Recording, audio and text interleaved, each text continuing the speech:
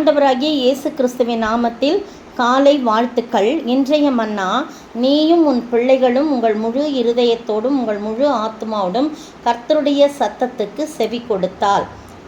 உபாகமம் 30:2 பின்பகுதி. பாருங்கள், இங்கே ஆசீர்வாதம் சாபத்தெல்லாம் முன்னாடி வச்சுட்டு ஆண்டவர் என்ன சொல்கிறாருன்னு சொல்லும்போது, உன் தேவனாகிய 2ஆம் வசனத்தின் முன்பகுதி, உன் தேவனாகிய கர்த்தரிடத்துக்கே திரும்பி இன்று நான் உனக்கு கற்பிக்கிறபடியெல்லாம் நீயும் உன் பிள்ளைகளும் உங்கள் முழு இருதயத்தோடும் உங்கள் முழு ஆத்மாவோடும் அவருடைய சத்தத்துக்கு செவி கொடுத்தால் என்ன செய்வாராம்? அதில் ஒரு ஆசீர்வாதம். உன் தேவனாகிய கர்த்தர் உன் சிறையிருப்பை திருப்பி உனக்கு இறங்கி உன் தேவனாகிய கர்த்தர் உன்னை சிதற அடித்த எல்லா ஜனங்களிடத்திலும் இருக்கிற உன்னை திரும்ப சேர்த்து கொள்வார். எப்படி பார்த்தீங்களா? எவ்வளோ அருமையான வார்த்தையை இந்த நாளிலே வாக்கு தத்தத்தை நமக்கு கொடுத்துருக்கிறா. நீங்களும் நானும் வாக்கு தத்தத்தை சுதந்திரிக்கும் போது அதில் ஒரு பெரிய ஆசீர்வாதத்தை நமக்கு கட்டளையிடுகிறார்க்கா. ஒவ்வொரு நாளும் அவருடைய சத்தத்தை குறித்து நாம் தியானித்து வருகிறோம். நேற்றைய தினத்தில் பார்த்திங்கன்னா ஆசீர்வாதம், அதுக்கு முன்னால் பார்த்திங்கன்னா சுகம் கிடைக்கும்னு சொல்லப்பட்டிருக்குது. அப்படி ஒவ்வொரு நாளும் ஒவ்வொரு ஆசீர்வாதத்தை சொல்லப்படுது. என்ன ஆசீர்வாதம் அப்படின்னு சொல்லும்போது நேற்றைய தினத்தில் நம்ம பார்த்தோம். இன்றைய நாளில் ஒரு ஆசீர்வாதம் என்னன்னா, அப்படி நம்ம முழு இருதயத்தோடும் முழு ஆத்மாவோடும் அவருடைய சத்தத்துக்கு செவி கொடுத்தால் உன் தேவனாய் சிறையிருப்பு மாற்றப்படும், நமக்கு இரக்கம் உண்டாகும், நம்முடைய தேவனாய் கர்த்தர் நமக்கு இறங்குவார். அது மட்டும் இல்லை, 3 காரியம். மூன்றாவது, நம்மை சிதறடித்த எல்லா ஜனங்களிடத்திலும் இருக்கிற உன்னை திரும்ப சேர்த்து கொள்வாராம். இது போதுங்க. ஆண்டவர் நம்மை சேர்த்து கொள்கிறவராக இருக்கிறார். எங்கெங்கேயோ சிதறி போன நம்மை அவர் என்ன பண்ணுறாரு? சேர்த்து கொள்கிறவராக இருக்கிறார். அருமையான வேளையிலே நீங்களும் நானும் கர்த்தருடைய வார்த்தைக்கு கீழ்ப்படிய வேண்டும். அவருடைய சத்தத்துக்கு நாம் செவி கொடுக்க வேண்டும். அதுதான் ரொம்ப முக்கியம். நம்ம மட்டும் இல்லை, நானும் என் பிள்ளைகளும் நம்மை குடும்பத்தை சேர்ந்தவர்கள் எல்லாரும் என்ன செய்யணுமா? அவருடைய சத்தத்துக்கு செவி கொடுக்கணுமா? எப்படி செவி கொடுக்கணுமா?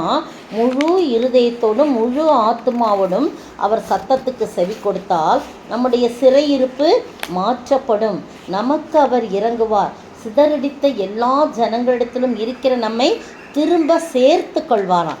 எவ்வளோ பெரிய ஆச்சரியமான காரியம் பார்த்தீங்களா?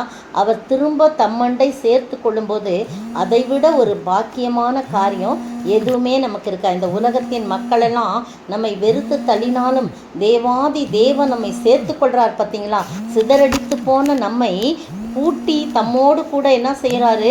அவர் சேர்த்து கொள்கிறவராக இருக்கிறார். அது போதும் நம்முடைய வாழ்க்கையில். அப்படிப்பட்ட ஆசீர்வாதத்தை நாம் பெற்று வாழ, அவருடைய சத்தத்துக்கு நாம் செவி கொடுத்து வாழ ஆண்டவர் தாமே கிருபை செய்வாராக. ஆமேன். எத்தனை நேரம் உன்னை அழைத்தார், இத்தனை காலம் நீ தள்ளலாமோ? கர்த்தரின் சித்தம் உன் வேளை இதே, கண்டு உணர்ந்து விரைந்தே நீ வா. காணாத ஆட்டின் பின்னே கர்த்தர் கண்ணீருடன் அலைந்தார், அன்போடு உன்னை அழைக்கின்றாரே, இன்றே திரும்பி நீ வா.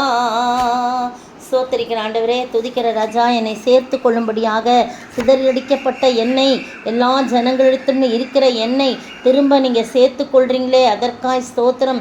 என் சிறையிருப்பை மாற்றுறீங்களே, ஸ்தோத்திரம். எனக்கு இறங்குங்கிறீங்களே, அதற்காய் ஸ்தோத்திரம். உடைய இரக்கத்தை எங்கள் மீது வைக்கிறீங்களே, அதற்காய் ஸ்தோத்திரம். நாங்கள் ஒன்று செய்யணும், முழு இருதயத்தோடும் எங்கள் முழு ஆத்மாவோடும் ஆண்டவரே, நானும் எங்கள் பிள்ளைகளும் ஆண்டவரே குடும்பமாய் உம்முடைய சத்தத்துக்கு செவி கொடுக்க வேண்டும் என்று நீர் விரும்புகிறேன். அப்படிப்பட்ட கர்த்தாவே காரியத்தை நாங்கள் செய்யும்போது நீர் எங்களை சந்ததி சந்ததியாய் ஆசீர்வதிக்கிறீர். எங்கேயோ போயிருந்த எங்களை நீங்கள் அழைத்து மண்டை சேர்த்து கொள்கிற கிருபைக்காய் ஸ்தோத்திரம். இயேசுவின் நாமத்தில் ஜெபிக்கிறேன் பிதாவே, ஆமேன். நேற்றைய பதில், உலகமும் அது நிச்சயம் ஒழிந்து போம், தேவனுடைய சித்தத்தின்படி செய்கிறவனோ என்றென்றைக்கும் நிலைத்திருப்பான். 1 யோவான் 2ஆம் அதிகாரம் வசனம் 17. இன்றைய கேள்வி, அவருக்கு முன்பாக எப்படி போகாமல் எப்படிப்பட்டவர்களாய் இருக்கும்படி அவரில் எப்படி இருக்க வேண்டும்? அவருக்கு முன்பாக எப்படிப்பட்டவர்களாய் போகாமல் எப்படிப்பட்டவர்களாய் இருக்கும்படிக்கு அவரில் எப்படி இருக்க வேண்டும்?